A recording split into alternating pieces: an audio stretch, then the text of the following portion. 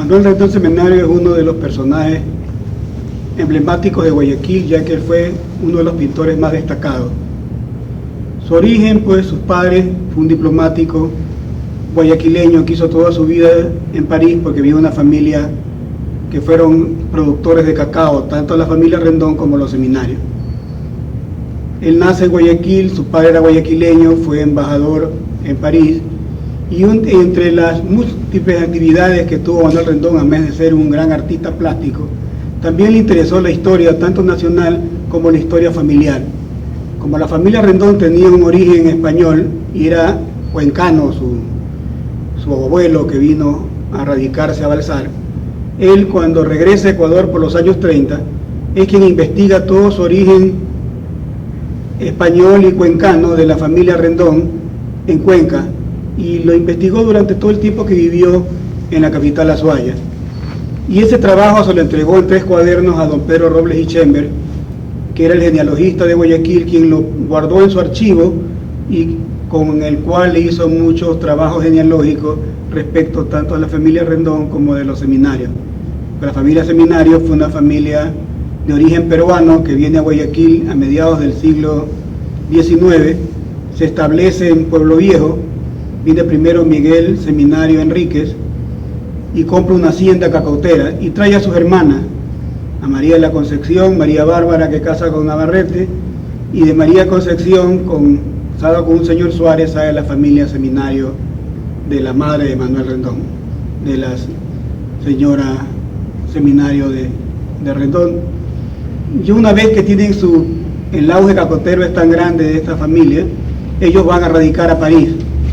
Y esta influencia de la Ciudad Luz es lo que hace que Manuel se especialice en las escuelas de París, su arte plástico, influenciado, claro, por su padre. Su padre fue un hombre muy culto, que daba conferencias en Francia y a su regreso a Guayaquil igual, y publicó muchas obras. Es el primer escritor de nuestro realismo mágico costeño, escribe varias novelas costumbristas como Lorenzo Silda y otras más, a más de sus poesías. Bueno, como historiadora de arte, lo que a mí me interesa y busco son esos momentos de ruptura de la tradición que se dan en el siglo XX. La primera década del siglo XX trajo muchos cambios en el concepto estético y París era el eje, era el lugar central de todo el vanguardismo. Manuel Rendón Seminario nace en 1894 en París y, bueno, viéndolo de ese momento hacia atrás, él representa una figura muy importante. ¿Por qué? Porque cuando él nace, lo primero que él vive, lo primero que él que aprende en su ambiente, en el circuito artístico donde empezó a moverse, pues por intereses personales en el arte y por el apoyo a sus padres en esta gran ambiente cultural donde vivía. Entonces Manuel Rendón, el primer momento de la historia del arte que se enfrenta es justamente este momento de vanguardia, de ruptura, ¿no? Del anti-academicismo. Es lo primero que le llega. Recordemos que los primeros años del siglo XX es cuando nace el cubismo, cuando está un Picasso, un Braque, proponiendo destruir el concepto tradicional de la forma, ¿no? Un movimiento muy importante que fue el fauvismo, encabezado por Henri Matisse y Vlaminck, también en los primeros años de la década de 1920, entre 1898 y 1908. Y hay que resaltar, porque nos va a servir para el entendimiento del desarrollo de Rendón, que Matisse y Vlaminck fueron sus primeros amigos de arte, era con quien él frecuentaba, conversaba de arte. Entonces es muy interesante ver los primeros cuadros de Rendón. Esta obra, Mujeres Desnudas, es un óleo de 1920. Me recuerda su también conexión e influencia con Amadeo Modigliani, ¿no? Vemos las formas sinuosas, elegantes, alargadas, que era lo que él empezaba a ver, lo que le empezaba a interesar en el ambiente europeo donde él empezaba a formarse. Acá tenemos otra obra de él, Pareja abrazándose, ¿no? 1922. Esto es una obra también muy conocida y muy importante desde el punto de vista artístico, ¿no? Es una obra, recordemos también la influencia y la importancia del surrealismo, el manifiesto surrealista de André Breton, 1924, pocos años antes que Rendón haga esta obra. Entonces es necesario fijarnos de dónde vienen las influencias, la forma que él está respondiendo en su exploración plástica. Luego hay una obra que realmente a mí me ha interesado mucho y pienso que da para mucha investigación posterior. Este es un detalle. La obra completa se llama Mujer desnuda cargada por un montubio y un negro. Me sirve para explicar algo. Y él empieza sus primeros años estudiando arte en París, con los artistas que nombré y todo. Y hacia 1923 viene a Ecuador, ¿no? Entonces, ¿qué se encuentra él en Ecuador, viniendo de París y de Europa? Él llega a Ventanas, donde su familia pues tenía las haciendas, era una familia muy bien arraigada en Guayaquil, su padre, sus abuelos, su familia. Y Rendón se encuentra primero con la experiencia de la naturaleza, ¿no? Está en su hacienda, el trópico de la costa ecuatoriana, el montubio. Pero ¿qué es lo más importante desde el punto de vista artístico? Lo que pasaba en el Ecuador de esa época. El circuito artístico e intelectual de Ecuador no era parecido a lo que él había vivido en Europa, en París y en el círculo mental europeo. Como dije, nombré el cubismo, nombré el fauvismo, el constructivismo, grandes exponentes como nombré Picasso, rezagos de Van Gogh, de Cézanne, de Paul Gauguin, todo el bagaje que había venido formando a Rendón.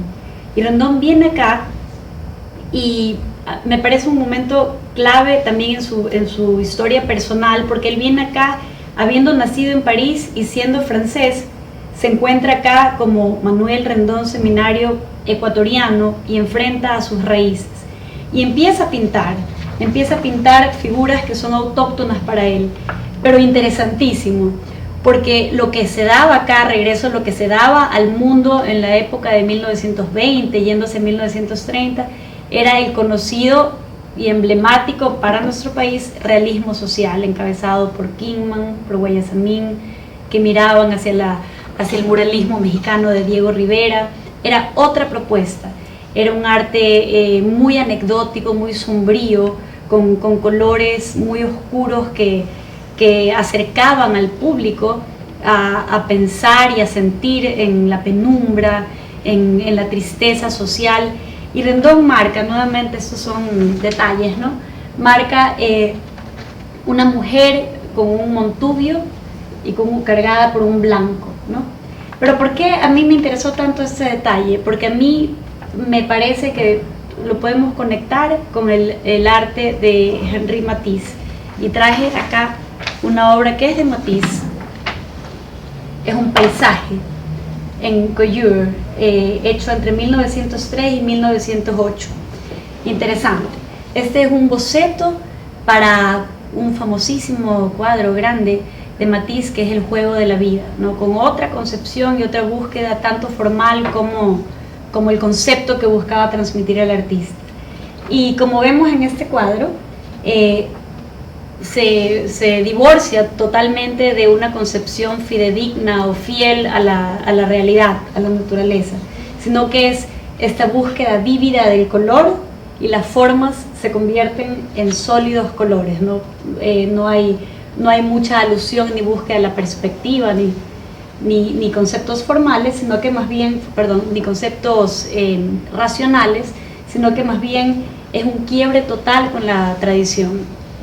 Regreso nuevamente a paisajes de Rendón costeños, de la vida donde él está viviendo, y paso brevemente por lo que considero ambivalencias que Rendón vivía, ¿no? Este es un cuadro también de la época de 1920, en esa década, que transmite lo que está pasando en Europa en la época de la guerra, diferente a la etapa, como dije, cuando él viene y se introduce a las haciendas y a los montubios, ¿no? Aquí vemos otra vez la presencia de Modigliani y de lo que él ha absorbido en Europa. Vemos acá también influencias del cubismo, influencias de la degeneración de la forma, ¿no? Y nos vamos hacia el Rendón ya del último momento, ¿no? De ya la época en que Rendón ha pasado sus exploraciones, sus cambios de vida, sus cambios de casa, se puede decir, porque estaba Europa, Ecuador, nuevamente Europa, regresa a Ecuador y luego se asienta en Portugal. Y bueno, nuevamente pienso que también brinda y ofrece un análisis muy rico las últimas exploraciones de Rendón, que son estas formas casi abstractas,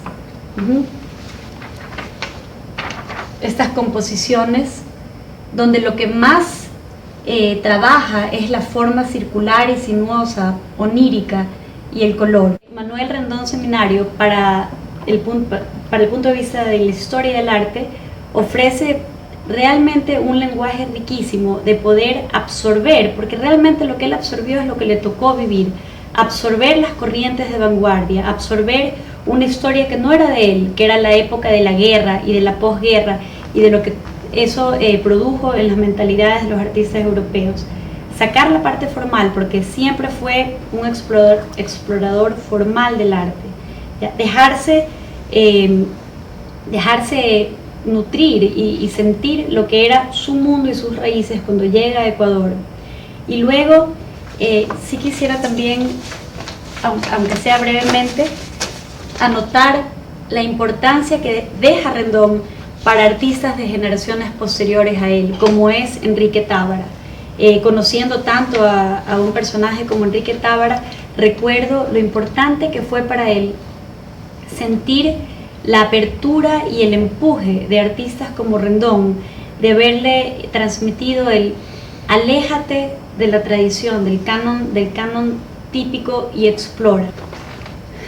Quiero leer un texto escrito por Jacqueline Barnitz en una entrevista que le hizo al final a Manuel Rendón y que tuvo mucho eco en generaciones posteriores.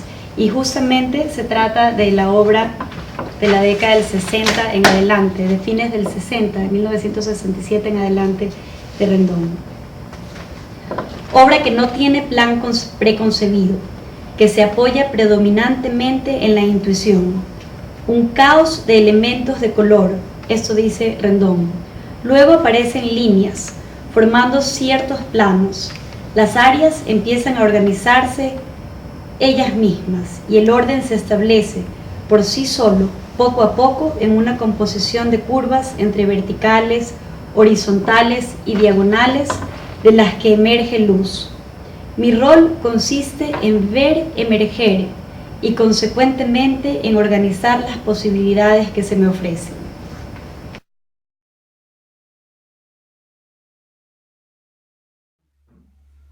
Bueno, se trata de hablar de un gran maestro, como lo fue Manuel Rendón Seminario.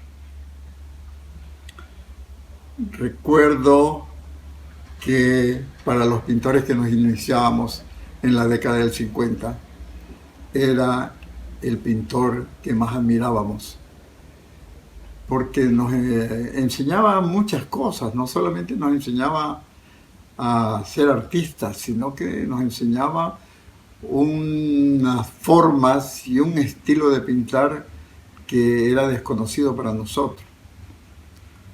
Yo creo que con Manuel Rendón se abrió una época para el Ecuador.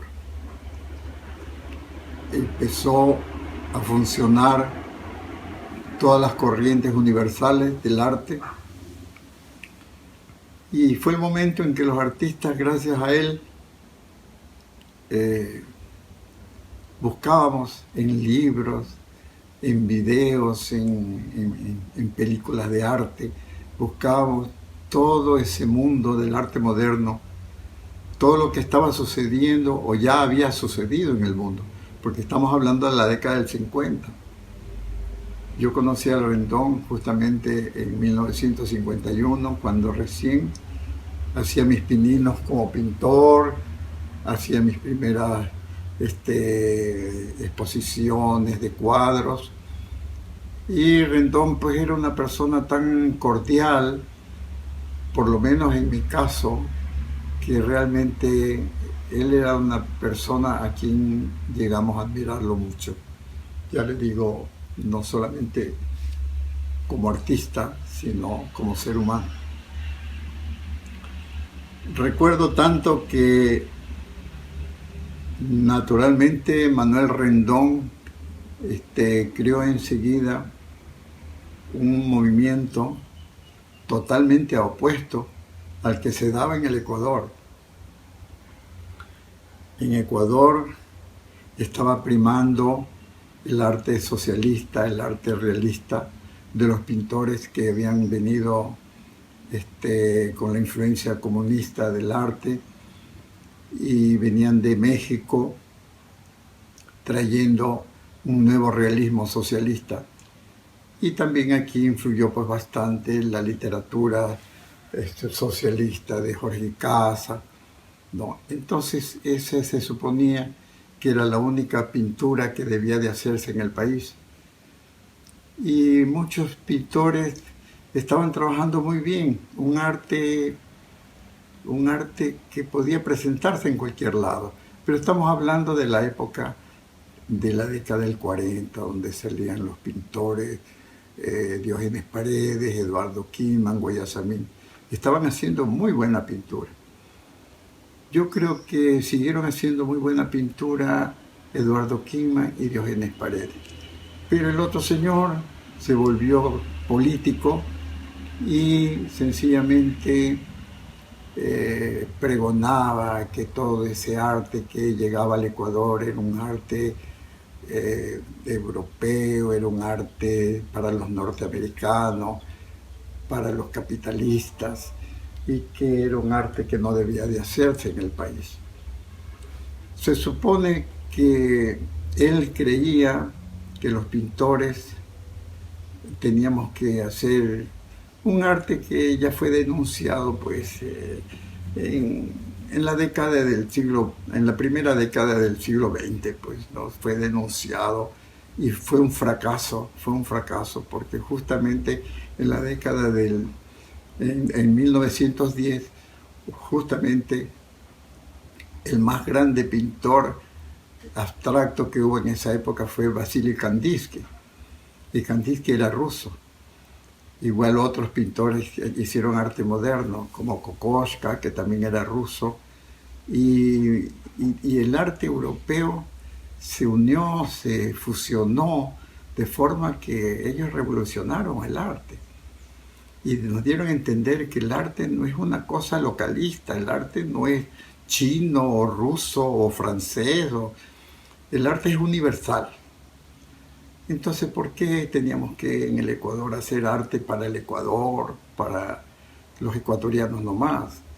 El arte, los artistas trabajamos y debemos trabajar, porque el arte es universal. Yo estoy trabajando para que sea valioso mi trabajo en China, en Rusia, en el África, en cualquier lugar del mundo, ¿no? Naturalmente, si soy ecuatoriano y con el tiempo mi arte gusta en el Ecuador, y es aceptado como el arte de un artista ecuatoriano, pues fantástico. Entonces Rendón nos enseñó eso. Rendón nos enseñó que el arte es universal, que teníamos que ser creadores en el aspecto de llegar a la fama, de hacernos ricos con el dinero. Eso era una opción secundaria.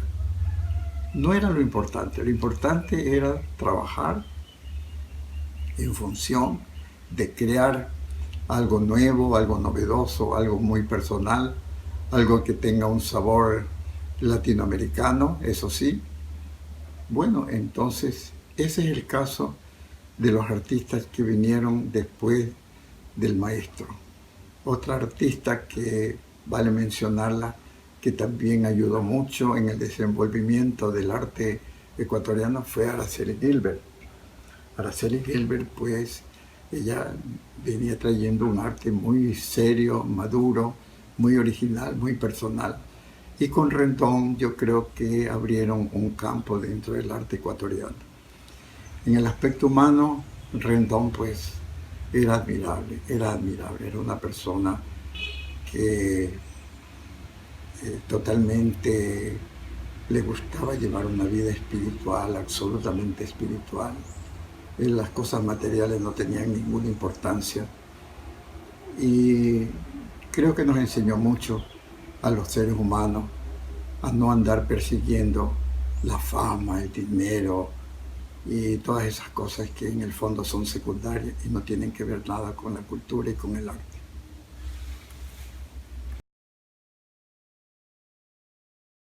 Yo no recuerdo exactamente cuándo fue el primer momento en que mi vida cruzó la vida de él. Hace muchísimos años, obviamente, ¿no? Me atrajo de él una personalidad extremadamente intensa, ¿no? Empezamos a visitarnos mutuamente, más aún cuando se fue a vivir por la costa en una choza súper humilde. Y cuando le preguntaba, Manuel, ¿cómo es posible? No tienes luz eléctrica, no tienes agua corriente, estamos viviendo en el siglo XX. Me decía, la naturaleza sabe, Bernard, cuando es tiempo de ir a descansar, la luz se va. Significa que ya no debes trabajar. Otra vez, estaba con un montón de cuadros en esta casita, estaba preparando una exposición. Me dicen, ¿cómo me jodan? ¿Por qué? Quieren que ponga títulos a mis cuadros. Y yo no quiero. Pintura número 1, número 2, número 3. Pero quieren título. Por ejemplo, este. ¿Qué título le pondrías tú? Yo no sé, Manuel. ¿Qué ves tú en este cuadro? Digo, yo veo muchos puntitos de color, pero no es puntillismo, no son colores complementarios, sino más bien colores que se apartan el uno del otro, que contrastan. Piensa en lo infinito, el mundo infinito, pero a todo color. Ok, ¿qué prefieres, lo infinito o el alba? El alba. El cuadro salió con este nombre, el alba, y lo tuve en mi poder. Bien, él vino muchas veces a almorzar a mi casa, le encantaba la cocina típica, tenía un sentido del humor bestial y vivía con su esposa era una bomba de tiempo, nunca sabía lo que iba a decir. Y otra vez en una reunión yo entro con ella y veo una señora muy amiga mía y le dice, oye niña, la verdad es que tu vestido es horrible.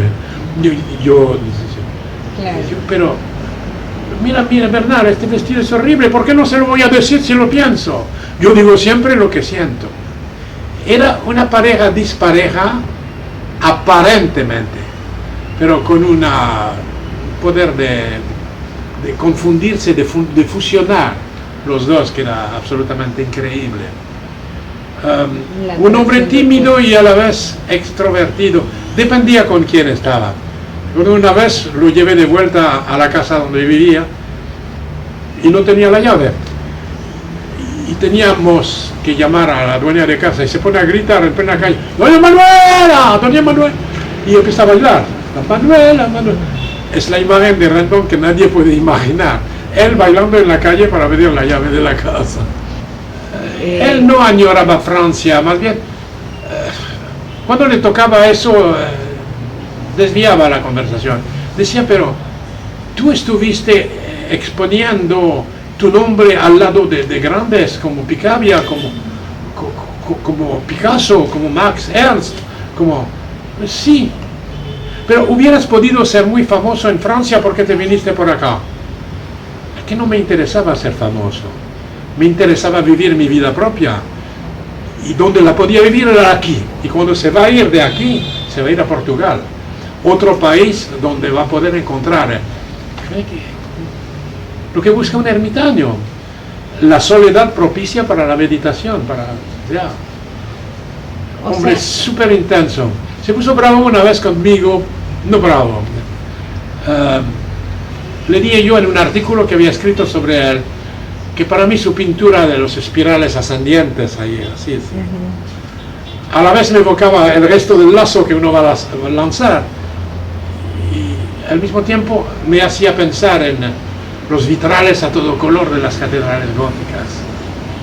Y él me dijo, yo no me siento gótico. La catedral gótica es mucha luz, muy vistoso. Yo soy románico, introvertido, poca luz. Sí, pero en realidad su pintura para mí era gótica, era el estilo flamígero, como lo llamaron, ¿no? El color que revienta, ¿no? Era un maestro del color, un maestro de la forma, de las líneas, un formidable dibujante, excelente retratista, el que busca penetrar en el alma de la persona que retrata. Y no le interesa pintar a la persona como ella quisiera, sino como él la ve.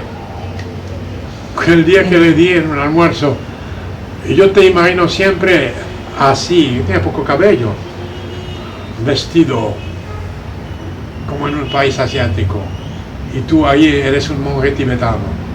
Pues sí, me imagino muy bien en eso. Ella protestó, me dice, ¿cómo vas a creer? Yo no te veo así, Manuel. Pues ¿cómo te vas a ver? Se puso bravísimo. Era celosa a su manera. No, era una pareja explosiva, fantástica. Lo que extraño de él es lo que extraño de toda la gente que yo he amado, querido, y se marchó, se fue. Es no haber tenido en el momento que yo podía tenerlo, la oportunidad de decir todo lo que ahora le quisiera decir. Quisiéramos hacer volver a Manuel Rendón para decirle todo lo que no le hemos dicho. Y lo que estás haciendo es una forma de hacerlo, ¿no? Doquiera que esté por cualquier galaxia, sigue estando conmigo y con ustedes.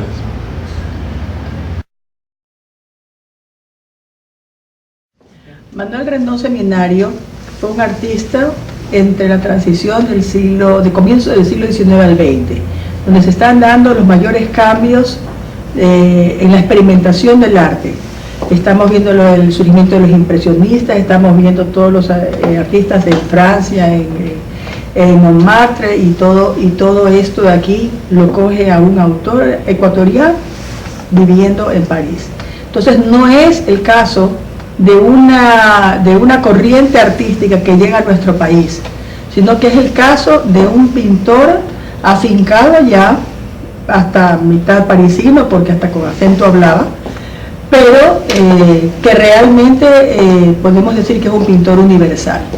Un pintor universal que su mayor estrés fue el color y la luz, el ritmo, la composición, porque él partía de una familia de gente ilustre, muy versada en las bellas artes.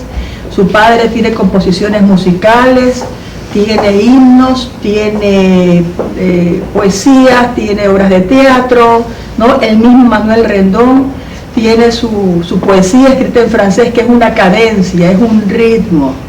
Entonces esto de aquí tenía que traducirse a su pintura. Y este estudio de la luz que tiene Manuel Rendón no solamente es por los experimentos plásticos de la época, sino que demuestra una persona comprometida con su vida interior. Manuel Rendón, cuando yo lo conocí, pues ya era mayor, y realmente a mí lo que me impactó fue el ejemplo de vida de este hombre casi místico, viviendo con lo indispensable, pero comprometido fuertemente con lo que él hacía, que es el arte propio, original, de su forma de ver el mundo. Y creo que en ese sentido es un caso único en la pintura ecuatoriana.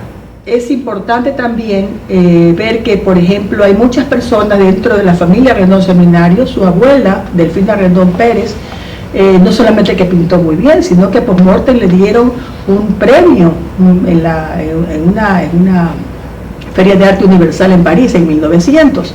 O sea, que era una señora que pintaba, y pintaba muy bien, de manera naturalista, por supuesto. Su primo hermano, Enrique Seminario Maldonado, también tiene unas pinturas maravillosas que las tenemos aquí en el Ecuador y que las podemos ver en el archivo histórico transitoriamente, porque es propiedad privada de la familia Seminario.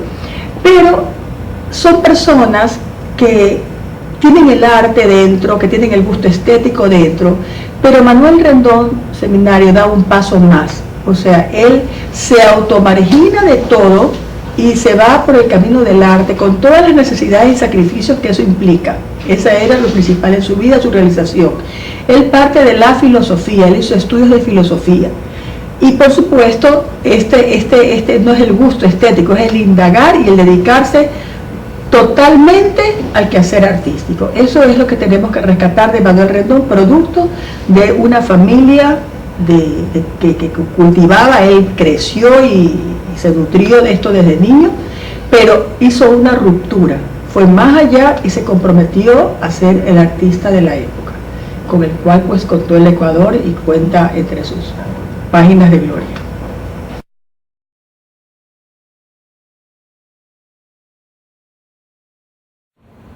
Tengo la más grande impresión del maestro Rendón. Sí. Yo nunca me atrevería a copiar nada de él porque él es muy profundo en su tema.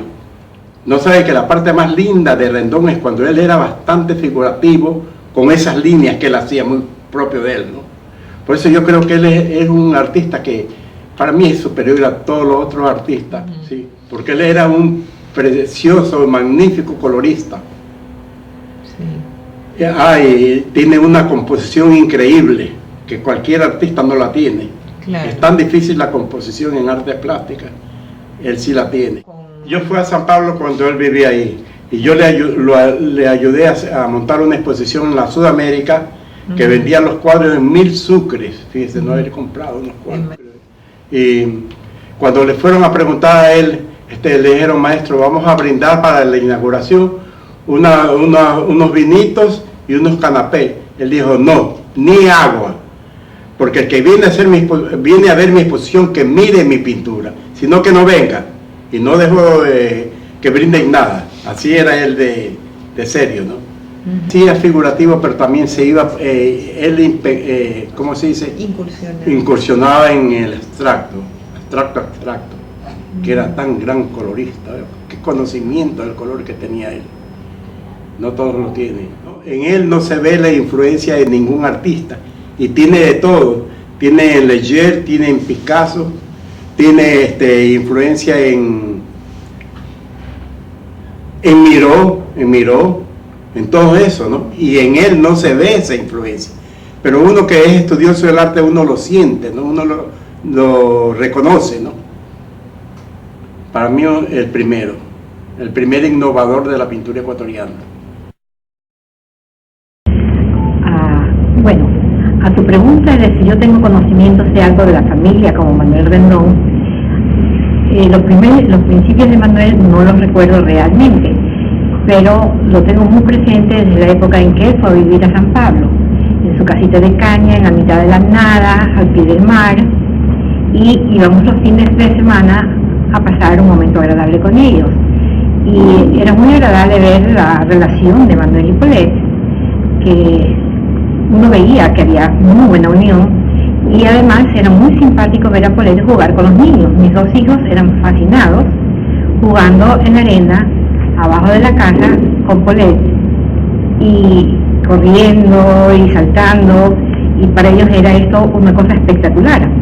Tanto es así que cada vez y cuando para ellos era un programón pensar que el fin de semana siguiente iríamos a pasar con ellos. Manuel, muy especial para su pintura, ahí pintaba, enseñaba las formas, los métodos, el por qué hacía su puntillismo, por qué hacía su cuadrito, o la forma en que él estaba haciendo tal o cual obra, que vimos hacer algunas durante el lapso que fuimos, y nos permitió aprender de arte también. Un hombre muy espiritual, a pesar de ser tan especial, porque en su velador lo que tenía eran las Confesiones de San Francisco, que es un libro que no cualquiera lo está leyendo, ¿no? Y verdaderamente sí, fue muy agradable el contacto con ellos. Manuel Rendón Seminario, un artista trascendental para el arte ecuatoriano, una de las figuras más importantes no solo de Latinoamérica ni del país, sino en el mundo. Cualquier homenaje, cualquier representación de su obra es poco para los merecimientos que tiene este connotado pintor. A mí me parece que esta iniciativa del museo de realizar una promoción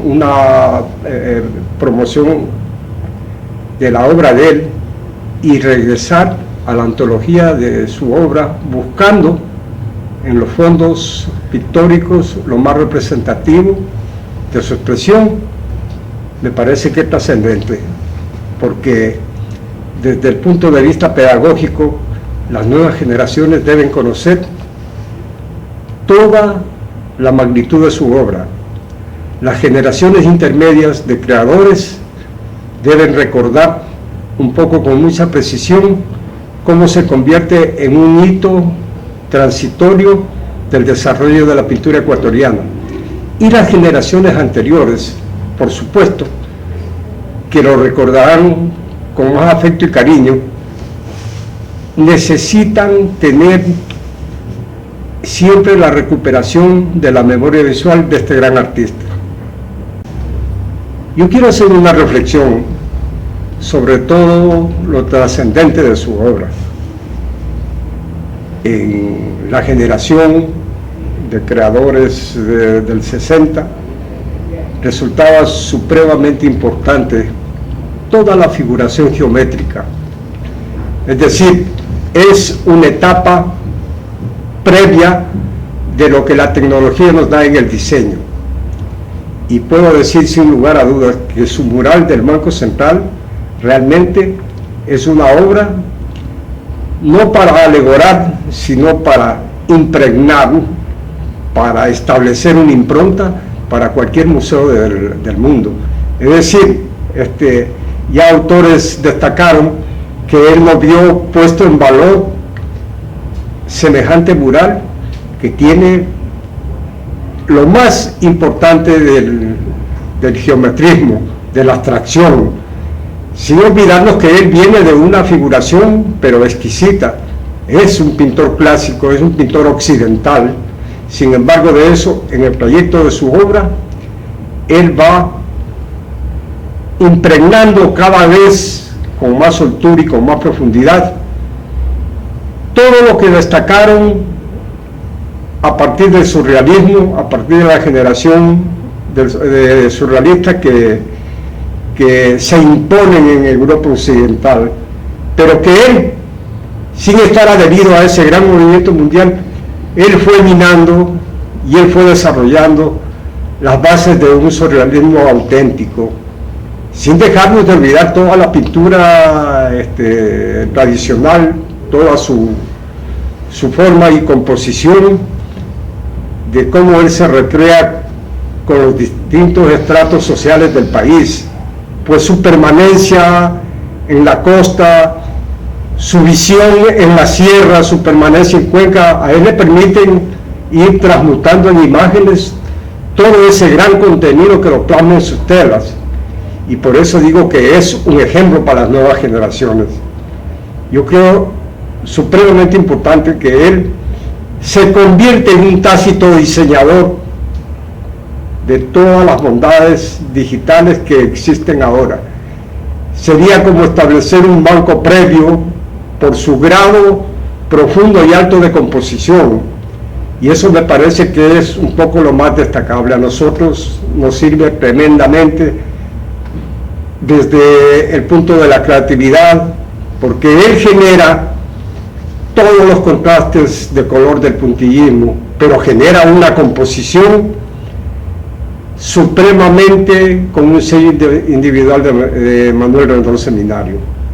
Pues sobre el artista, muchos de los historiadores y críticos han ido entregando los perfiles de su vida, las intimidades de su permanencia en el Ecuador, su tránsito y su formación en Europa, y siempre tenemos que recordarlo. Pasó y de alguna manera estuvo presente en academias importantes de Francia.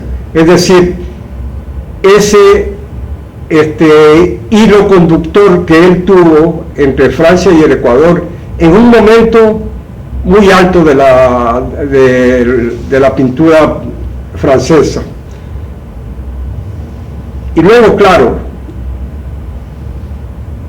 él no solamente que se recrea con eso, sino que refracta todos los movimientos de lo que sucedía en el Ecuador. Hay muchos críticos que creen que él no fue tratado con toda la importancia que él tiene, pero nunca encontramos que él se quejó sobre eso. Es decir, él siempre dio muestras de compromiso con el arte, con su producción. Hasta pocos años de su muerte él seguía produciendo, y cuando vivió en San Pablo quizás fue un momento alto de su producción, que es donde se marca como un virtuoso de la acuarela, pero luego él quiebra con la transportación hacia el costumbrismo, cuando hacen unas tintas, unas aguadas, unas acuarelas de bellísimo soporte, de gran profundidad, y digo, él crea un poco las bases de ese diseño moderno actual. Ese es un poco lo que interpretamos quienes de alguna y otra manera estamos en el diseño gráfico, venimos del grabado, pero tenemos los rasgos de composición como referentes de un gran artista.